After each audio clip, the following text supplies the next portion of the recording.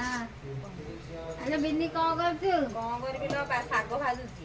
ଆଜି ଗ୍ୟାସ କଣ ହେଲା କି? ଗ୍ୟାସ ବୋଧେ ଶେଷ ହେଇଯାଇଛି। ଆଉ କଣ କରିବା, ଚୁଲିରେ ରୋଷେଇ କରୁଛି। ଆଉ ଇଏ କାଠ ଜାଳ ତ ନାହିଁ, ସେ ବାରିଆଡେ ଦି ଖଣ୍ଡ କାଠ ଥିଲା ଆଣିକି ସେ ରୋଷେଇ କରୁଛି।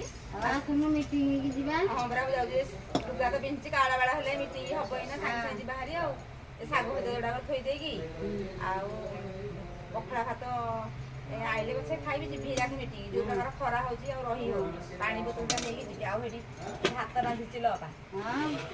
କଣ୍ଟ୍ରୋଲ ଚାଉଳ ନା ବିପିଏଲ ଚାଉଳ କିଲୋ? ଆଗକୁ କଣ୍ଟ୍ରୋଲ ଚାଉଳ, ଆମର ତ ବିଲ ବାଡି ନାହିଁ।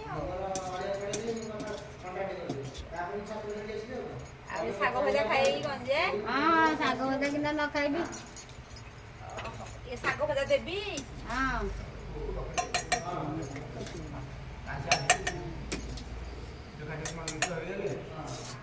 ଶାଗ ଭଜା ଟିକେ ଦେଇଦେବି, ମୋ ଅପା ଟିକେ ଶାଗ ଭଜା ଦେବେ। ଏତିକି ଶାଗ ନିଅ, ଆମର ଆଉ ଟିକେ ଖାଇବୁ। ରଖିବି ରହ। ବଡ଼ ଯା ଟିଏ, ଦୁଃଖ ସୁଖର ଯା। ଆଉ ଯେତେବେଳେ ମାନେ ମୁଁ ଯଦି ରୋଷେଇ ନ କରିଥିବି, ମିଟିଂ ଆଡ଼େ ଆସିଥିବି, ଆଉ ଅପା ମୋତେ ଖାଇବାକୁ ଦିଅନ୍ତି। ଆଉ କହିକି କ'ଣ ତ ତୁ ରୋଷେଇବାସ କିଛି କରୁନୁ, ମିଟିଂ ଯାଉଛୁ, ଆଉ ଘରେ ଯାହା ଅଛି ତୁ ଖାଇଦିଏ। ମୁଁ ତାଙ୍କ ଘରେ ଆସିକି ଖିଆପିଆ କରିକି ମିଟିଂକି ଯାଏ। ଆଉ ଅପାଙ୍କ ଘର ଠିକି ଆଜି ଆସିଥିଲି। ଆଉ ମିଟିଂ ତ ବେଳ ହେଇଗଲାଣି, ଆମେ ଯାଉଛୁ ବାହାରିକି। ଆଉ ଅପାଙ୍କୁ ଡାକିବାକୁ ଆସିଥିଲି। ଆଉ ଆମର ତ ଇସି ମା ମାନେ ନାହାନ୍ତି, କୁଆଡ଼େ ସବୁ ଯାଇଛନ୍ତି। ଆଉ ଯାଉଛୁ ଆମେ ମିଟିଂକି, ଅପାଙ୍କୁ ଡାକିକି ଗୋଟିଏ ଆଡ଼ୁ ଡାକି ଡାକିଆ ଯାଉଛି। ଆଉ ମା ମାନେ ସମସ୍ତେ ବସି ମିଟିଂ କରିବୁ।